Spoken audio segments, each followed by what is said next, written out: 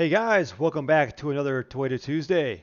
I am Brian from Sixth Gear Garage, and normally here on the show with me I have Clinton from Dirt Garage, but Clinton is missing in action today, so we'll see if he comes in later on in the show. But this is a show we do every other week right now to kind of talk with our Toyota fans and answer any questions you might have.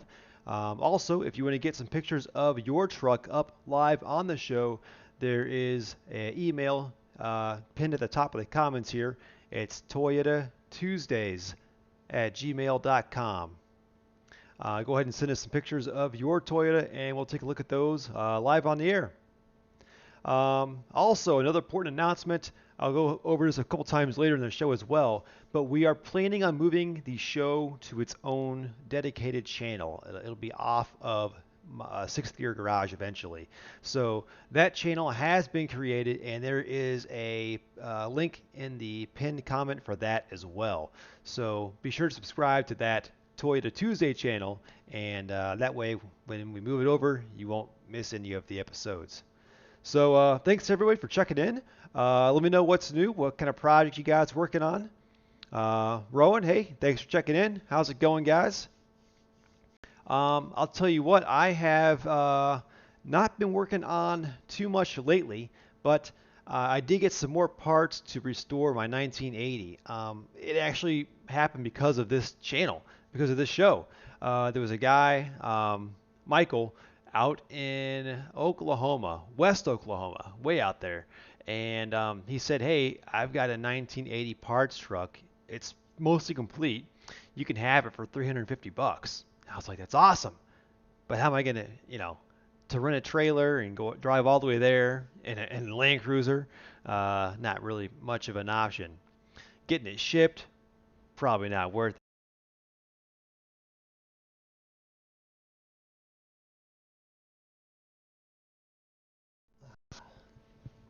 Sorry about that. Audio cut out there. But it ended up working out because he was going to be driving out to New York this past weekend. And I figured, hey, why don't you just pass by Ohio? We'll meet up and I'll get the parts off you. He's like, yeah, that's cool. And instead of paying me cash, what if you pulled some parts for me off of your 1987? So I did that. I got a bunch of parts for him off my 87. He got me a bunch of nice Southern body parts and some interior parts from his 80. So it all worked out. So if you're watching, Michael, don't know if you're in New York or what you're doing out there, but thank you. Greatly appreciate it. And hope the rest of your trip went well. It actually started out kind of rough for him. He has a very rare I believe it's an 85 two-wheel drive extra cab long bed.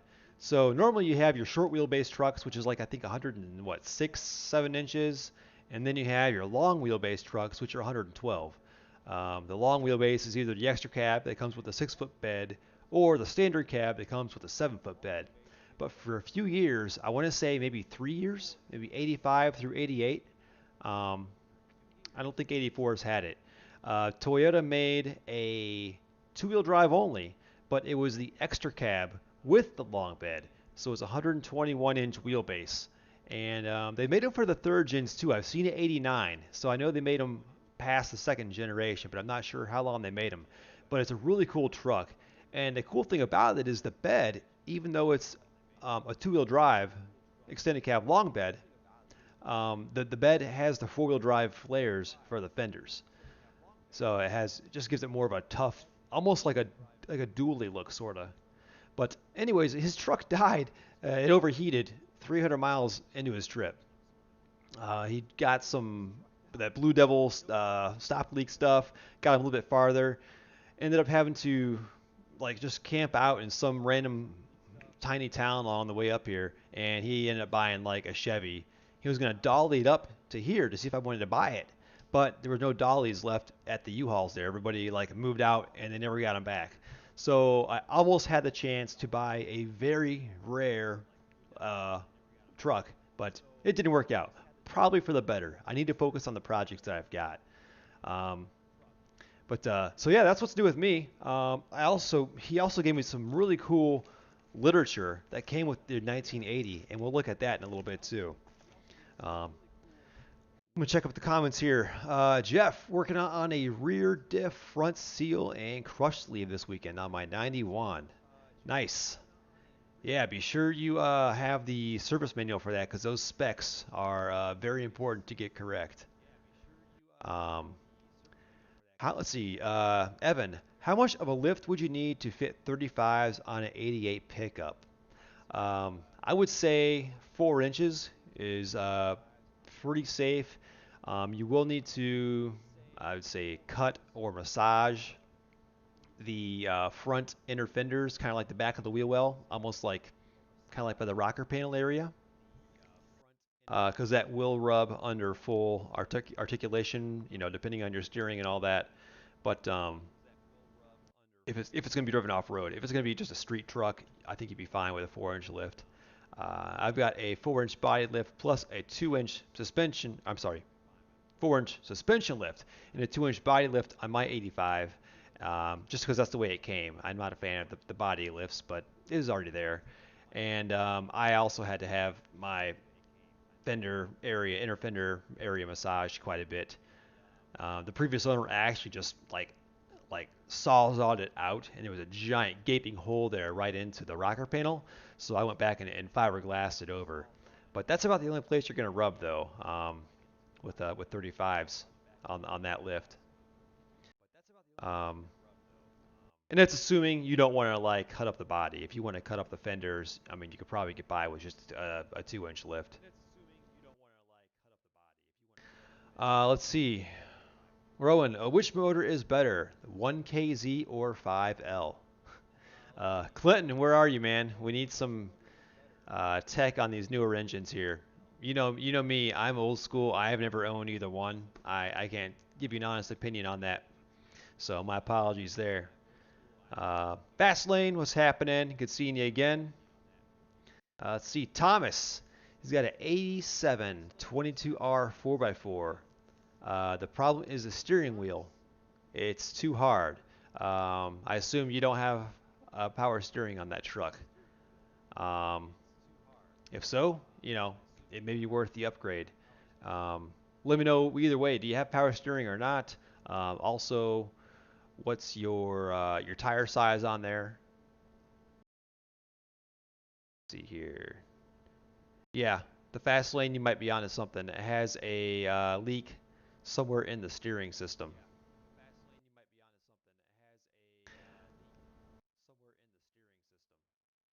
Howdy, Theron. Let's see. If it doesn't have power steering and you want to upgrade to that, it's really not too hard to do. You're going to need your power steering box, which you can get from any IFS power steering truck. Um, I want to say 89 to 95 might use the same box as the 86 to 88s. I think so. You guys, let me know if I'm wrong. I'm trying to think if I've ever compared them side by side. I think they're the same. But yeah, you need that power steering box. You need the lines, and you would need the power steering pump, bracket, reservoir, and then just all the hoses. Not too bad if you were able to piece together from a parts truck that you found, at a junkyard or something like that. Thank you, Cole. 86 to 95 IFS boxes are the same. Excellent. So yeah, it wouldn't be too bad of an upgrade to switch to power steering if you haven't already. And of course, as you get bigger tires, especially with a manual steering truck, those are going to get hard to turn.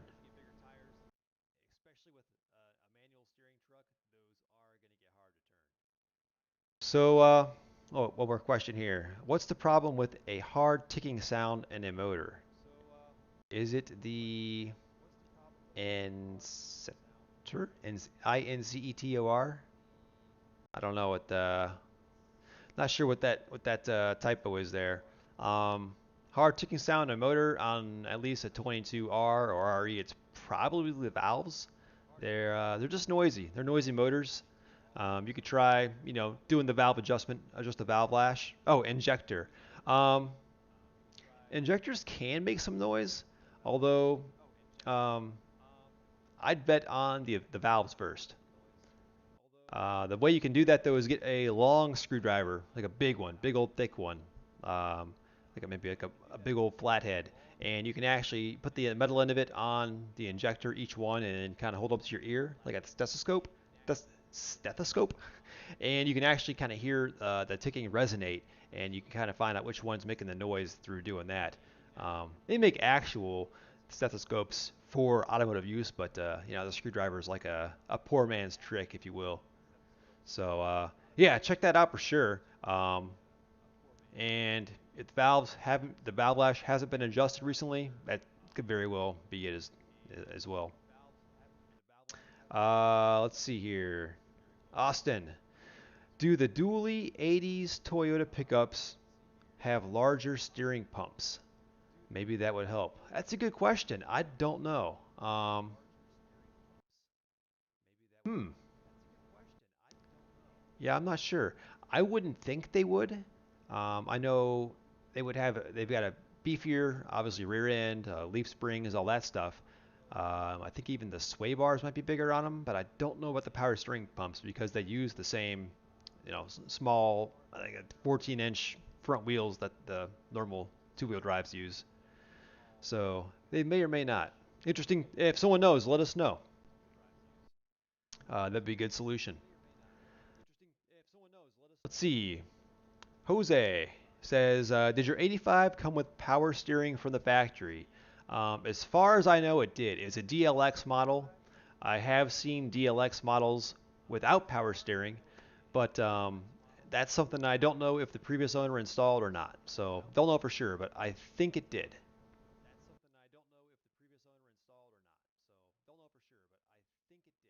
And I gotta say, the truck has I think like 197,000 miles on it now, and I've never had an issue with that power steering either. So the not leaking anywhere, the box isn't leaking, so they're pretty robust systems, like the rest of the trucks. um, let's see. Jose says his base model has power steering. So yeah, I guess back in the day you could probably option it out whichever way you wanted to. But yeah, it's definitely worth it, especially if you're running bigger tires for sure. Um, excuse me. Cole, only thing I remember the two-wheel drive 8695 IFS boxes only have two bolt holes, not three like the 4x4 ones. So if you're buying an IFS box and you're putting it on your 4x4, make sure you get it from a 4x4 as well. Good point. 250,000 miles on a 1995, and power steering is holding out great. All original. That's good. Yeah, even the lines on mine are original. Toyota just really did a good job building those.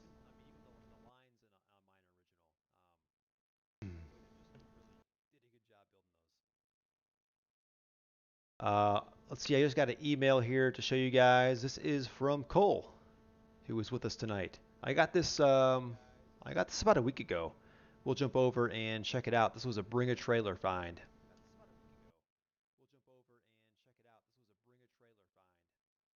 This is a 1984. Come on, Toyota Trailblazer. Ooh, nice. Sold for 20 grand. Wow, that's really nice. So this, I guess, would be between the Trekker and the Forerunner. A 1 year thing, I suppose.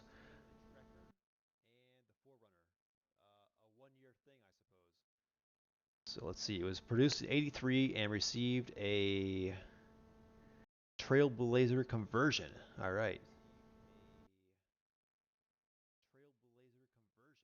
22R, 5-speed manual. That cannot be the original paint. I doubt it. That thing looks too nice. Let's,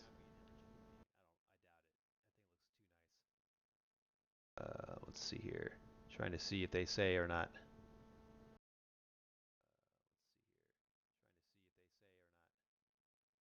Wow. Maybe that interior is meant. Maybe it just is a garage kept low miles. Look at the seats. Wow. That might be the nicest blue interior that I've ever seen.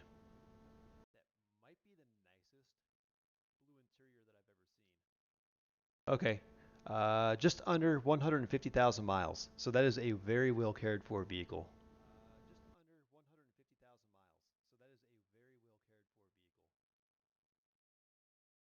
Okay, so they removed the rear bulkhead, the back wall of the cab, and put in blue carpet. No, no rear seat, which I find kind of weird.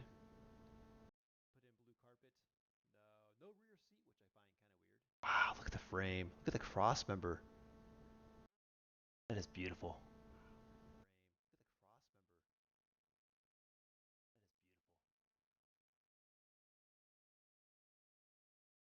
And there's a bunch of pictures.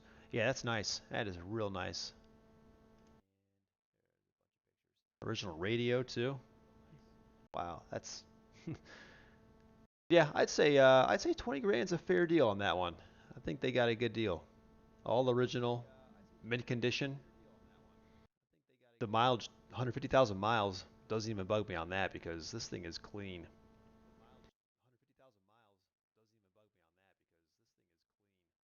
Yeah, thanks for sending that in, Cole. Appreciate it. So let's see. Jose is turning his 85 into a crawler. Nice. Yeah, if you guys got any pictures of these trucks, man, send them in. Toyota Tuesday. Wait, Toyota Tuesdays at gmail.com. Make sure you put the S on the end. A lot of you guys say you send me stuff and I don't get it, and I think it's going to somebody else that has Toyota Tuesday at gmail.com. It was already taken, so we had to put an S on the end. Um, will Chevy 63s fit a stock 79 to 85? They will not fit. You're going to have to relocate the rear hanger a couple inches for that to fit.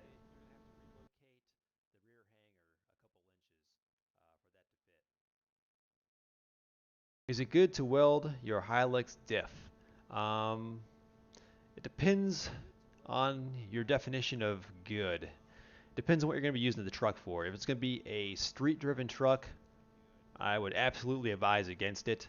If it's going to be just a off-road, dirt mud only rig, then it's a cheap alternative to getting a locker. Personally, I wouldn't do it, but I'd spend the money and get a locker. But if you're able to weld anyways, or if you're going to be having that apart anyways, and it's an ideal time to do it, go for it.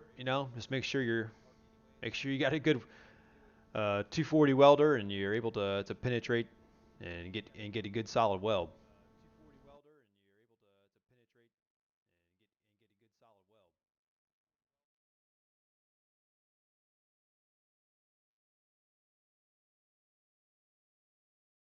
So let me check on Clinton here.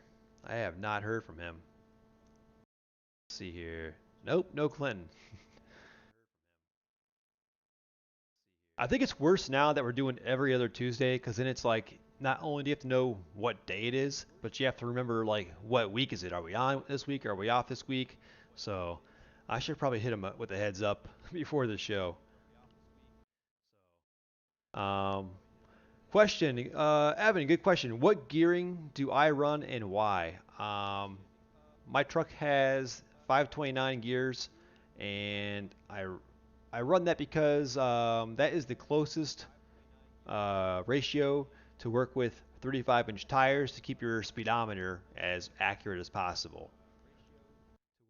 Um, if some people say you can go lower for 35s if you have the V6 or the 3.4, but with a 22R or 22RE, I go 529s. With the V6, uh, they say you can go 488s, but 529 seemed just right for a four-cylinder with 35s, and it has no problem doing highway speeds.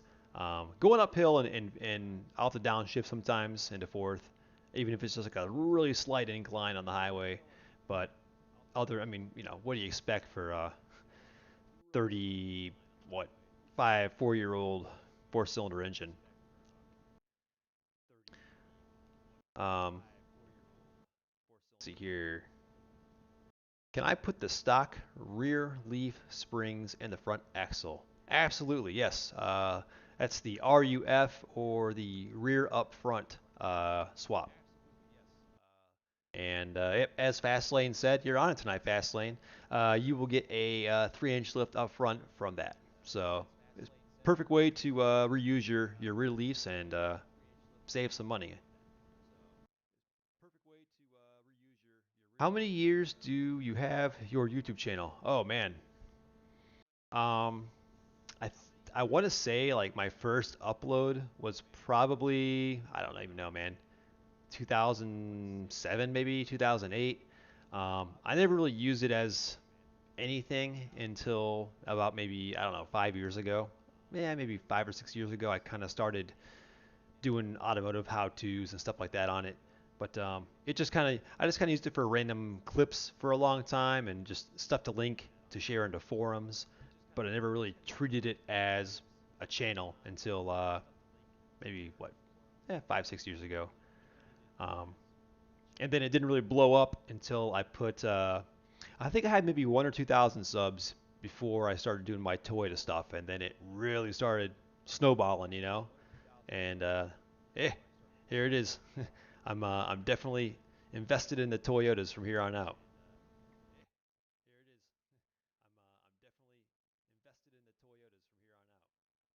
Let's see. Hey, I love your videos. I recently put a Weber 3236 carb on my 4Runner. Compared to the EFI, how would the two compare? Oh, this is a tough one for me as well. I've only ever had one truck with the Weber, and it's my 1980 with the 20R. So, and I can't really even drive it because the brakes blew out when I got it home. So I can't give you an accurate comparison there um, on how that's going to compare on a 22R. But I think if you get the once you get the Weber tuned right, I think you know I don't know how much extra power you can get out of that. I mean, maybe I don't know, maybe 10. I'm not really sure what you get over that over stock. Um, yeah, and that's the kind of thing you got to get it tuned right. It's not like EFI, whereas on a car motor over time it'll get a little bit more sluggish, a little bit slower, slowly. Um, I'd rather go with that. EFI motors, when something goes bad, just like all that, in an instant, it goes from running great to running like crap, whether it be a sensor, an injector, TPS, whatever. Um, that's my very narrow experience with these EFI motors, and why I love my 85, man. It's 22R. It's slow. I don't care about going fast, so that's why I'm okay with it. But those 22Rs, man, they are like, you know, the I don't know, I don't know what you want to compare them to, but they're basically you can just put them through whatever and they'll keep going. There's not much to go wrong on them. For something to go catastrophically wrong, I don't even know. You'd have to like, you know, have a vacuum line crack or something like that. That's the only way it's going to start to run like crap really quickly. Other than that, it's just going to be a slow transition to running poorly and getting worse mileage, which is kind of good if you're off road and you're not near civilization or a garage, which is why I like it.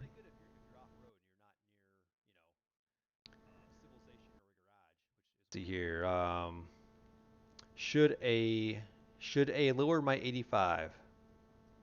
Should I lower my 85? Is that what you mean? Um, what's your 85, Joseph? Are we looking at is it a two-wheel drive, uh, 4Runner pickup? What do you got? Um, and put a supercharger on it. I'm wondering what supercharger you're gonna put on a motor in an 85 because it'd just be a 22R or a 22RE. Um, I'm unaware of a supercharger for those motors. So yeah, fill me in. I'm curious. The bulletproof, yes, yes, that's a good way to put it. 22R bulletproof. Unless unless you're Clinton and you have bad experiences with 22Rs, I can't say that I do.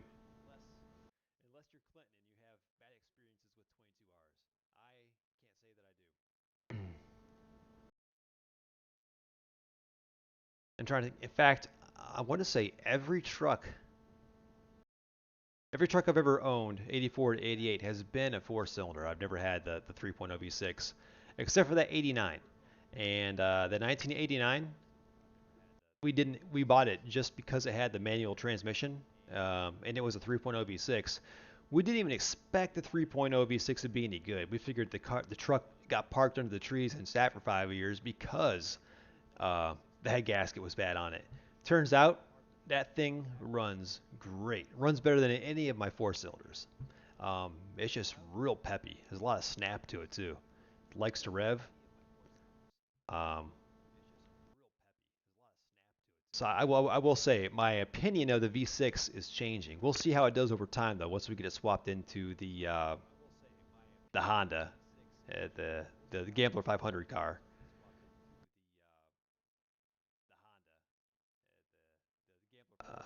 Let's see. What's the story on your truck, Clinton? Clinton's out, but I'll give you the quick rundown here. He's had the 89 for a long time. It's been through about everything. It started off as a 3 liter, swapped to a 3.4, supercharged the 3.4. Didn't like having to buy premium gas, and then for better power, he could do the same with a 1UZ swap. So he did that. Swapped the motor in. Had a incident with a fuel leak and resulted in a fire. Did a lot of damage to his garage and his truck. So had a big setback. Bought another engine, another another 1UZ, I believe, or was it a 2UZ? It's been so many I can't remember. Had a problem with that one. It was an interference motor, so the valves contacted the pistons, so that motor was toast. So he bought another one, another 1UZ, I believe. Yeah, 1UZ, and he got that one swapped in, wired it all up. The truck is running, sounds awesome, runs good. I watched his most recent video. You guys should check it out if you haven't. It's actually really good.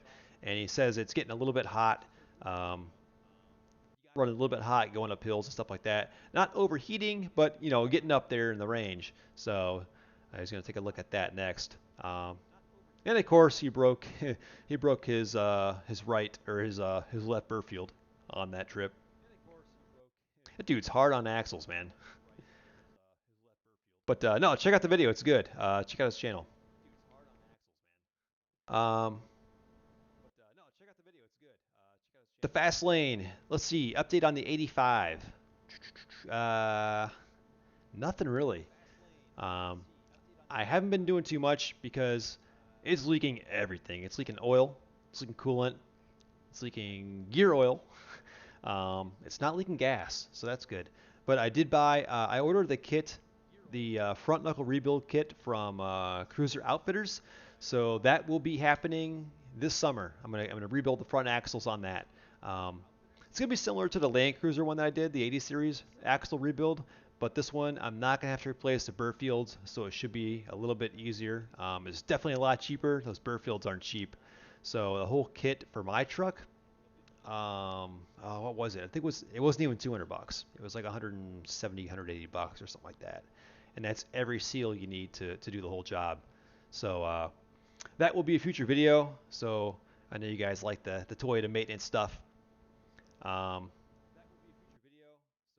that's what's new with the 85. I still need to repair the frame.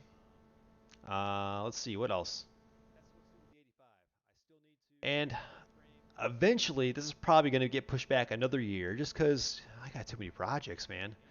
Uh, Maybe over next winter, I'm going to rebuild that 22R that I tore down, the one that I got for 100 bucks. Never heard it run. Tore it down. Turns out it wasn't damaged. The bearings were fine. It was a perfectly good motor. I tore down a perfectly good motor, but I couldn't sell it. Never have heard it run. So it made for a good video. But I am gonna rebuild a 22R for my 85. That's the long-term plan. It keeps getting pushed back. My 22R, it's not bad now. Compression was a little bit low on one cylinder, but nothing more than it wasn't even like 20 psi below the rest, so it's not that bad. But I just want to go through, redo everything, everything fresh, and just have a fresh motor. Because I'm tired. I get all these trucks and they have 150 to 180,000 miles on them, and just keep swapping these motors. And I just rather start with a fresh build for once, and not have to worry about anything for a long time. So we'll see. One of these days. The 87, let's see, I think I told you guys last week and a little bit earlier too, I traded some parts off of that to Michael for my 1980. So the 87 is now, it's missing the bench seats, missing the door panels, um, missing some, there's like some trim, some lights, miscellaneous stuff, some badging. So the 87, man, I'm just not finding a frame and a bed. It's tough. The 87 may very well be a donor truck, may turn into a donor truck. It's so sketchy now to the point where I don't even want to drive it. I think one side is sagging, like one side is 4 inches like lower than the other side. It's the frame is just so weak and soft and twisted. The whole thing is just bad. It's bad news. Um, if I had like man, if I had like a farm, I would definitely do like I definitely take out some jumps because I'm sure it would snap. Um, where were we here? Where were we? We were going back. I skipped a bunch of comments. Here we go. So yeah, that's the story on my two second gens.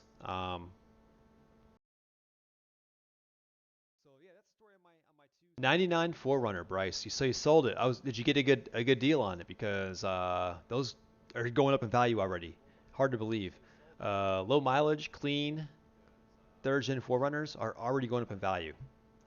Especially if it's a 5 speed, because those are pretty rare. Yeah, the 3.0s they have a definitely have a bad rap with the head gasket issues. Um, keep up with maintenance, and also take out that crossover exhaust, the one that like wraps around behind the heads, and just put a true dual like exhaust on it, and keep that heat down away from the cylinder heads.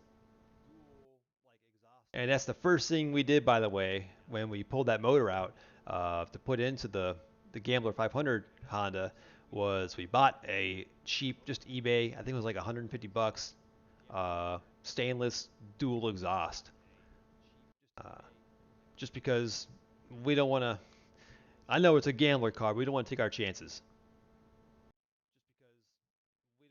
Let's see. Fix the starting issue. I have to crank for 3 to 4 minutes for the gas to reach the carb. Was a stuck float in the carb. Okay, good to know. It was actually overloading the carb with gas and going out the overflow tube. So there you go. Stuck float in the carb.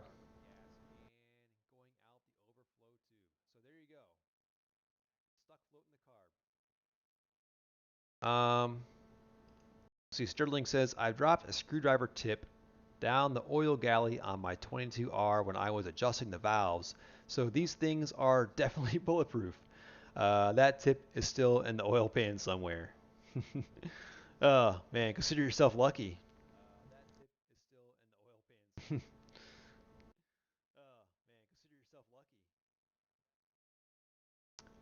Yeah, I mean, at some point, pull those oil pans off, you guys, on those 22Rs and 22REs, because you never know how many times the previous owners let those plastic guides uh, go to crap and just disintegrate and fall down in that pan, and eventually all that junk can clog up your pickup screen and cause oil starvation. So, at some point, whether it be to you know, clean up the rust and give it a fresh coat of paint or just for something, pull those pans off and check out that oil pickup. I remember I pulled mine off one time when I was painting my pan because it was rusty, and I was surprised the amount of little black plastic junk that was stuck in the bottom.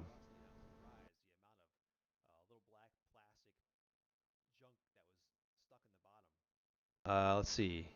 Bryce has always wanted an 85 Forerunner because so have I. I passed one up back in the day for 1,500 bucks, and that's the one that got away. I'll never see a deal like that again.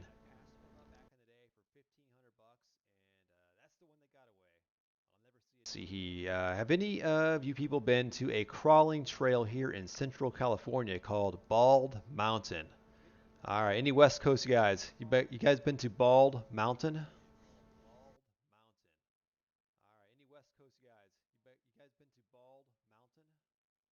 Has anyone bought parts from Rock Auto? Uh, yeah, Rock Auto. Good prices. Um, I feel like, you know, for as ancient as their website is, there's some good deals to be found on there. Maybe that's how they keep the deals so cheap is they just never update the, overhaul their website. But there's some deals on there. Now you gotta be careful. A lot of the stuff is, the cheaper Chinese stuff. But hey, sometimes that's all you need. Excuse me. Uh, Eric bought a 1990 Toyota pickup and he still owns an 85. Nice.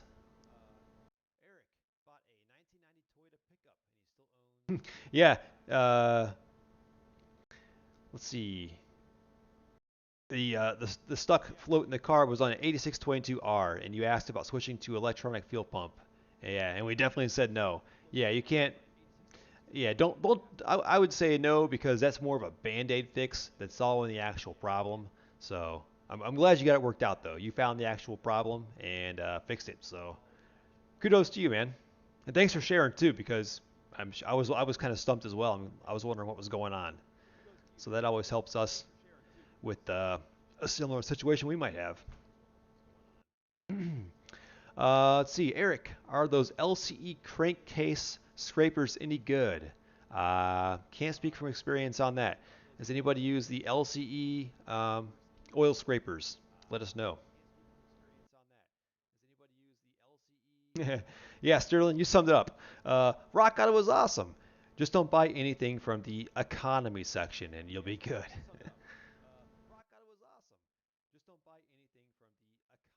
The fast lane, no. I have not found a Forerunner, and I've almost quit looking just because I'm out of space right now. I'm out of space, and I've got too many projects. I got to get some stuff done. I got to get the 88 Legend. I want to get that thing done and get that on its way out, at least on the road. And I want to get the 80 done, the 1980 Toyota. That's my next big one. That's gonna be my summer project. We're a month into summer, so I'm a little behind as always. But no, one day I'll get a Forerunner one of these days. A first gen Forerunner. I should specify it's a first gen that I want. Um, the buying the Land Cruiser last year sort of like filled the void though, to an extent of a Forerunner, because I've got a family SUV now, and that was kind of like one of the things about the Forerunner was I wanted something with four seats in it because my truck only has two. So I kind of like um, delayed the need to purchase a Forerunner for the time being. Of course, it's not, uh, you know, not quite as not quite as cool as a first gen Forerunner. It doesn't that you can't pull the top off, and it gets way worse gas mileage. But it's still a good vehicle. Um, Rock Auto, another Rock Auto comment. Good stuff and lots of choices. Buy the quality, higher price stuff. Yep. Yeah, check out Rock Auto. It's good stuff. The fast lane. This week, I don't think I'm going to have a video this week. I may have a short one. Um, it's not going to be a Toyota though. I had a bend in one of the wheels on my Legend. I went to get new tires. I noticed there was a bend on the back, so I did a quick video of how to repair a bent wheel yourself using a bottle jack. Um, I just did it today actually. I got all the raw footage on my phone still, so I may edit that and get something up. But I'm really gonna make my next Toyota video be a long one. I want to show how to restore um, really worn, damaged, finished wheels. I've got a set of OEM wheels for my Land Cruiser. Um, I'll pull it up and show you guys here. They're really bad. Let me see here. Where is that? My Land Cruiser, if you guys saw the video from, I think it was 2 weeks ago, where I showed all the JDM options, the wheels on my Land Cruiser are from uh, aftermarket three-piece wheels from Japan, and they're in rough shape. But they're three-piece wheels, and in Ohio with road salt, you don't want to use three-piece wheels in the wintertime because there's all those spaces and crevices and bolts that the salt is just going to destroy. So, let's see here, where is that? Land Cruiser VX. So, I'm trying to do two things at once, man. I'm not that good at multitasking. So I bought a set of OEM wheels here. I'm looking for the picture right now to show you because they are rough. And there they are. Okay, there they are. We'll go over to the other screen. I'll just show you how they look.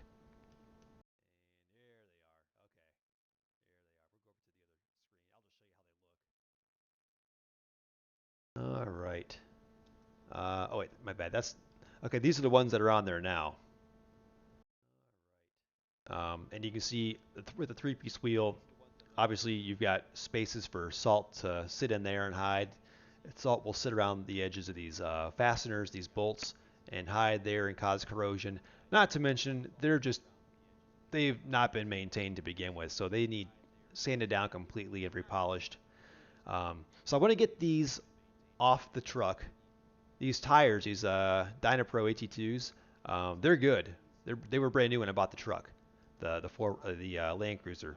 So those are going to go on these, and you can see they're quite nasty. These are from the East Coast. This is what happens here in Ohio and any state that uses road salt. What happens is um, these wheels are factory clear coated. However, what will happen is a road rock, chip, piece of debris, or something like that will hit the wheel, or a weight will be mounted on the outer edge here, and that will put a small puncture in the clear coat. And then road salt, salt water from the road, whatnot, will get inside the clear coat and cause it to corrode because you've got raw aluminum under there. And once that raw aluminum starts to corrode, it spreads. Look at this.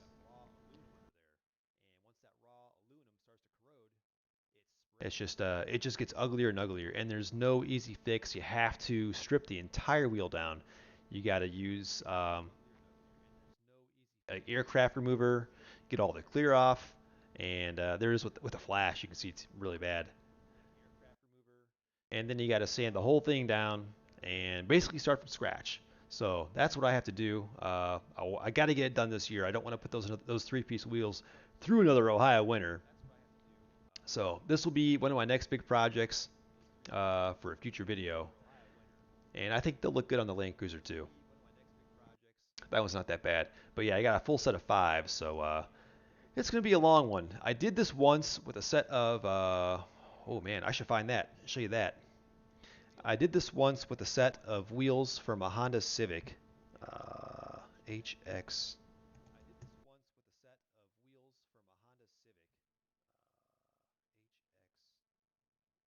I'll show you how they turned out. Refinish? This could be it. Yeah, here we go. All right, before. So that's what I started with. This was back in like the mid 2000s, by the way. So no video, just photos. But same thing. You got the corrosion. It's not nearly as bad. But all I did was I stripped them down. Oop, I wet sanded with 180 grit. Got it down to that. Um, I just went through the grits. Went to 400, uh, 600. This is with the flash, by the way. That's my green bathtub I had in my first place. Isn't that a sweet bathtub? That thing was just the most disgusting color. The place was so 70s. Um, yeah, it makes a really big mess in your bathtub, by the way. Don't do it in your bathtub. Luckily, I lived by myself then, and I had no one to yell at me. But that's 1,000 grit, and as you keep going through the grits, it gets more and more fine. It takes out the scratches from the previous grit, And you can see I painted the insets too. And that's what I want to do on those Land Cruiser wheels there. Nice blurry photo. There we go. And then after that, you polish them with some mother's polish. I think that's the before. Okay, there's the before. There's the after. So that gives it that mirror finish. Good stuff. And there's half done. This is the done half and the not done half. So what I want to do with those Land Cruiser rims is either get it to this point and clear cut them myself, or get it to this point and see if I can get it to take it to a local powder coater and see if I can get a clear powder coat to stick to that finish. So that's the plan with that. Um, yeah, here's a final done photo side by side, and I think that looked pretty cool on those 16-inch five-spoke wheels. Took a long time. I bet this took probably 10 hours per wheel doing it all by hand. It was a lot of work. But obviously, these are not clear coated, so they would get destroyed in the winter. I never ran them in the winter, but these Land Cruiser wheels, they will be used year round, so I got to make sure I get them clear coated. So that's what I got coming up the pipe here. For at least for Toyota stuff, I got some other stuff too, but that's gonna be a long video, so I'm sure there'll be a few week break while I sand my fingers off doing that. Let's see here. Sterling, first gen. Yeah, first gens are awesome. You found one for 600 bucks, man. Needed a carb and missing the driver's side floor pan. Yeah, you could stick your feet through and touch a tire. Yeah, it sounds about right. Sounds like stuff around here. eBay's been great. Yeah, eBay's a good source for parts too. There's good deals to be found. Notchback, thanks for the pick. We'll check that out here in a little bit. Let's see. 300 and wait, 333,333 miles. That's awesome. Take a picture of the odometer when it gets there. That's cool. That's a good number. Let's see here. Cole, just curious. I know you bought the Land Cruiser in the U.S., so it might be gone already. But have you looked under the seats or anything to see if some loose change from Japan is hiding in there? No, the only thing I found in under the seats was a ton of sand, like white sand. And this Land Cruiser that I have came from Tottori, Japan. And when I Googled that, the first thing that came up is sand dunes. They're known for their sand dunes. You think of Japan, you don't think of like hot sandy beaches, but that's what this region, that's what Tottori, Japan is. And that also explains the fading clear coat and peeling clear coat. And yeah, so much sand was in the carpet. Uh, cool, it's cool though. I did find some cool stuff in there though. I found the previous owners. He had some gloves in there, some aviators. What else did he have in there? All kinds of. It came with all kinds of paperwork. So there is some cool memorabilia that came with the truck. I found a pair. There was a pair of chopsticks in a glove box. So I kept all that stuff. Let's see here. Yeah, unfortunately, no change. That would be cool if I found some change or a few bucks.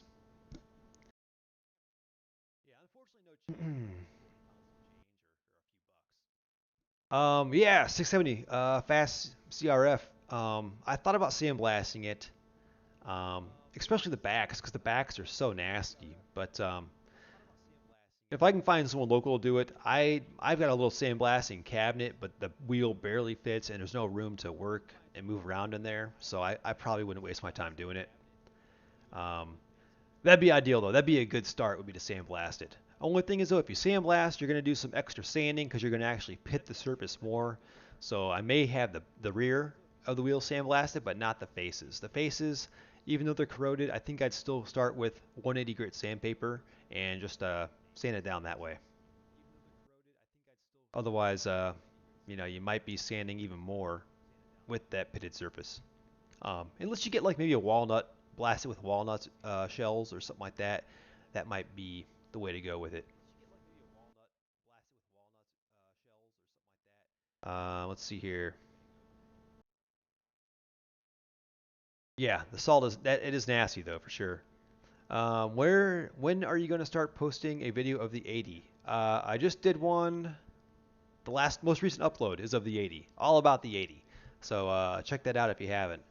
Other than that, it's mostly just I mostly just use it just to drive around town and tow occasionally. I don't have I haven't taken it off road. I haven't been off road in a long time. It's not I didn't buy it to be an off-road vehicle. It doesn't have it's not triple locked or anything, so it's not an off-road beast. Um, I basically just wanted to buy something that's going to last me the rest of my life. So something that isn't too complicated for me to work on, something that's built to last. That's why I got the 80. And it was a good deal. I'm a sucker for a good deal. Let's see. Where were we here? Uh, okay. Fast CRF. You were talking about the three-piece wheels. Three-piece wheels. I'm gonna fully disassemble and polish them. I want those to be full polish. I think it's gonna look awesome. Um, we'll see. That's so far off. So far off. First, I got to get these done and get the tire swapped over, and then I'll see. I don't even know what brand those three-piece wheels are. There's no stampings in the back that indicate any kind of name. I'm guessing there must have been a sticker at one point that's long gone. Um, I found some that are similar to it, but I can't find the exact manufacturer. So we'll uh, we'll get that figured out eventually, though. Hey, yeah, thanks for stopping by. Samurai illustration. Cool, man. Hey, show it to us. Send it over, man. I'd like to check that out. Um, so your cost for the powder coating was 180 total. That's not a bad deal.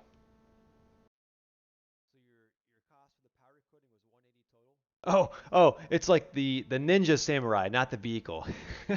That's still cool though, man. It's still cool. Being like artistic myself, I like to see other people's work. The pole barn is the one I have now is 24 wide by 40 deep with a 10-foot ceiling. Um, the one at the old shop with the heated floor, that was 32 wide, 40 deep, 12-foot ceiling. Let's see. Flash Gibson found an 84 Toyota pickup, no rust, with only 118,000 miles with one owner. Oh man, two-wheel drive, but still for 1,500 bucks. Um, yeah, you should buy that right away. No, it's worth. I'd say it's worth at least 5 grand. At least 5 grand. You could make an easy flip on that for sure. But or keep it because like you said, with that low mileage and no rust, that thing is gonna last a long time. Speaking of deals, you guys, I found a crazy deal if you're out in Washington and you're looking for some Toyota cabs. We swap over to the screen here. This is I couldn't believe I read this right. Um, First gen cabs, $10. Port Angeles, Washington. Free. Must take all three. Can deliver for a charge. They're on his trailer. He's cleaned the property. He wants them gone or he's going to scrap them. I'll show you the pictures. So three free cabs. I mean, here's the first one. You can see obviously it's definitely mangled up front, but I mean it's got a little bit of trim left on it. It's got a bucket seat in it. So the fender liners are on it still. Cowl hood latches. Here's the green one with the sunroof. That's actually a good straight looking cab. Floors look solid. That was the first one we saw with the mangled front. There's the first one again. And there's the third one. That looks like is that a first gen? Yeah, it is a first gen. Yeah, also looks pretty solid. So there you go, man. If you're in Washington and you're looking for some first gen cabs, there you go.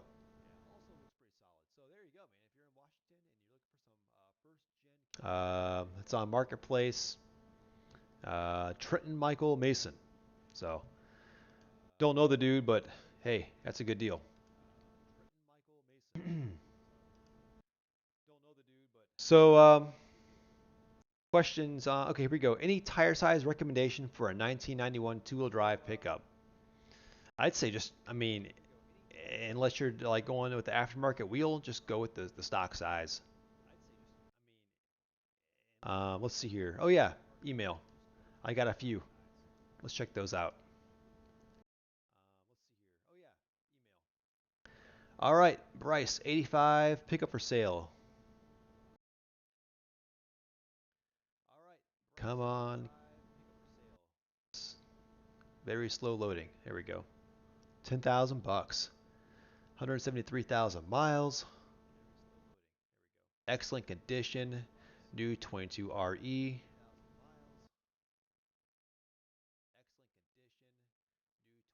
10,000 or best offer.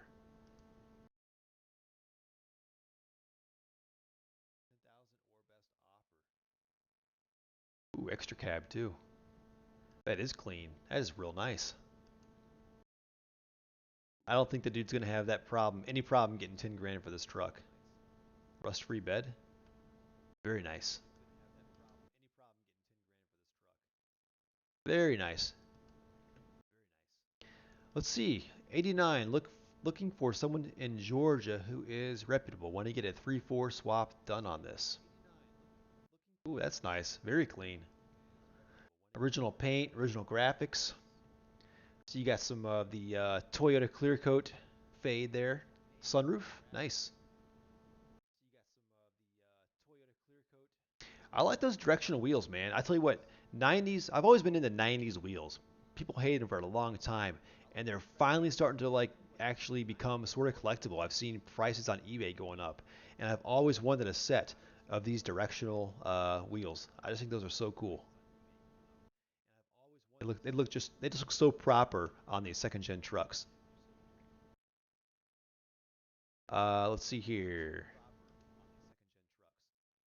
84 two-wheel drive. See here. This was before and after pictures.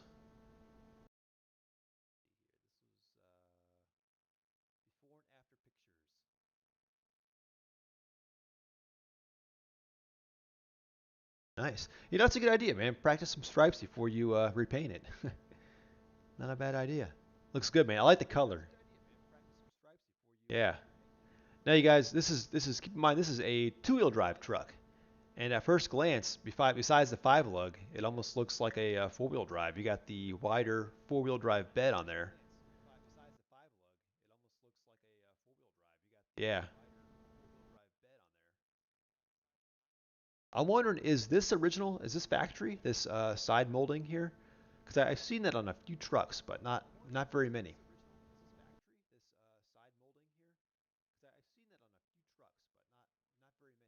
Nice, nice job. And the samurai. Oh, that's cool. That is really nice. Yeah, these things in stock condition, I should say in stock form and in this condition, are becoming extremely rare, especially around here, anyways. Maybe not out west in Oregon, but that's nice. Very capable too. I had a few buddies that had them off road. Um, let's see here. So on the tire size for the 14-inch stock wheels on the two-wheel drive, we have 205 70R14.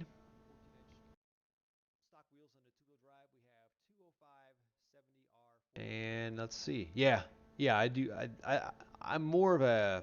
I like things that are period correct.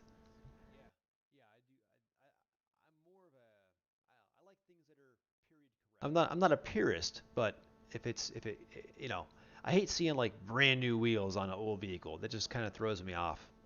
Unless it's like really a heavily modified vehicle, but if the rest of the vehicle is mostly stock, then it just doesn't kind of, I don't know, doesn't work together. What's the biggest I can go on a 93 Hilux four-wheel drive? We talking tire size, lift? What are you looking at? Taco Bell.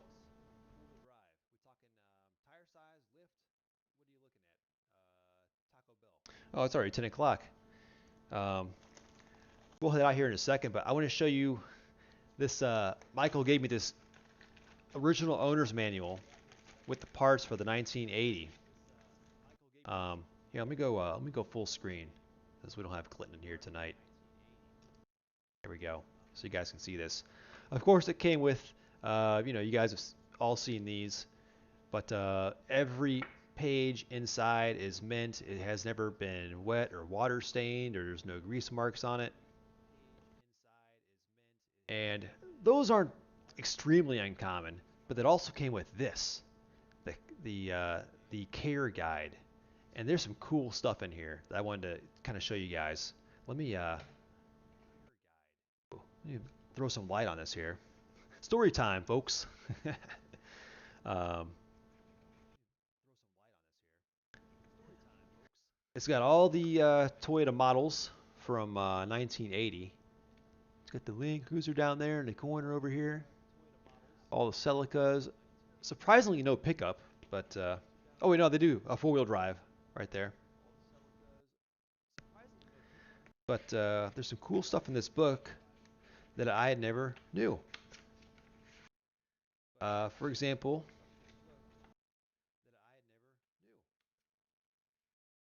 I just literally I looked at this about 5 minutes before the show. So this is they brought all these trucks over, all the vehicles over on a boat, and when the boat went back to Japan, they loaded it up with produce. So they would bring over cars and bring back what they say, oranges and grapefruit on the ship back to Japan.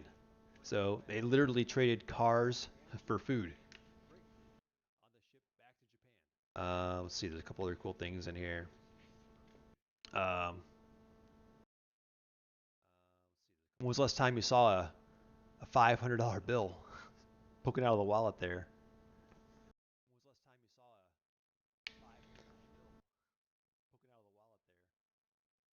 Let's see here.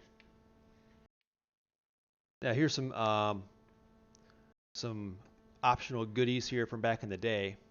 We've got the trim rings on the wheels. We got the chrome step bumper for the pickups and the 4x4 here. Um, a what do they call those? They call it a shadow kit. Louvers on this Celica, and the mirrors. And these are actually the mirrors that I have on my 1980. Didn't know those were an option. They show you all the different optional radios from the factory.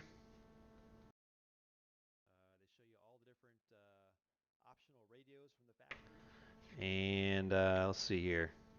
Some other goodies on this page. Uh, the optional carpeted floor mats. It's weird the things that were like extra money to purchase back then, right? Um, in-dash air conditioning,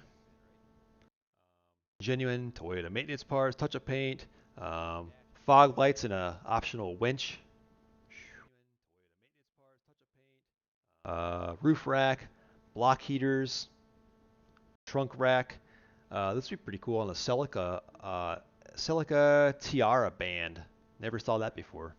So I don't know. That was pretty cool because I never even knew these existed. Um,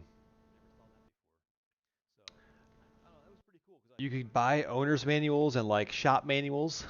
You could get books for all this stuff, like a book for overhaul engine and repair and carburetor and fuel system, cooling system, engine, electrical specifications.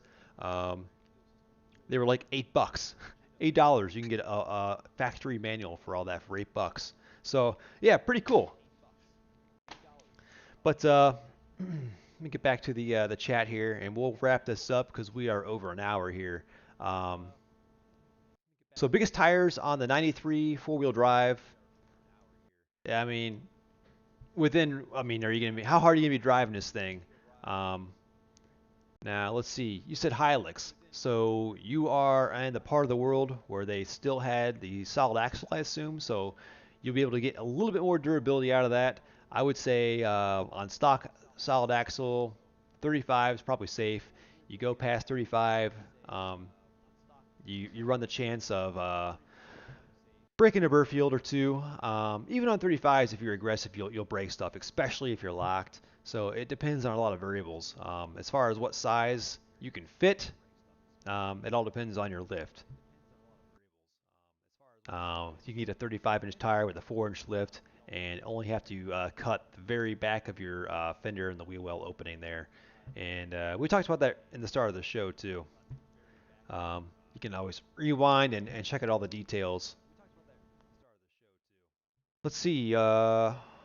Only 7 here. Just getting started out west. Yeah, man. It's yeah, 10:07 here, so I'm about to sign off. Hearsay. Hey, thanks for checking in, man. Scored a 94 Toyota 4x4 extended cab 5-speed. $600. You stole it, man. Wiring issues, not running. Wiring issues suck, but for $600, it's worth it. Definitely worth it. Um, Yeah, stock. You could do 35 inch with at least a 2-inch lift though. 2-inch lift. If you don't want to cut your body fenders at all, you need a 4-inch lift with minimal. That's with minimal cutting. If you don't want to do any cutting at all, I get a 6-inch lift. And that's if okay off road. Well, there you go. If you're going to be doing some flexing, you're going to do some cutting for sure. Well, all right, guys. I appreciate y'all for checking in. We'll be back in 2 weeks. Before you go, make sure that you head over to the new Toyota Tuesday channel. I put a link here at the sticky comment at the top here. Here, I'll post another one right now, just so you don't have to scroll up here. I'll make it easy on you. There is the link to the channel where the show will live in the future. Um, Make sure that's going to show up. Yep, there you go. So yeah, go there, subscribe. I think there was like 29 earlier today when I checked, which you know, at some point when the show does move there, you won't get the notifications and all that. So go ahead, subscribe. I don't know when we'll officially switch the show over. Probably when we get all you guys on board. We don't want anyone to miss out on a future show. So we'll do another one here in 2 weeks. So that'll be what mid June. Take care, guys. And in the meantime, if you want to send me any pictures, any questions, do it through Toyota Tuesdays at gmail.com. Have a good night, guys. Thanks for watching.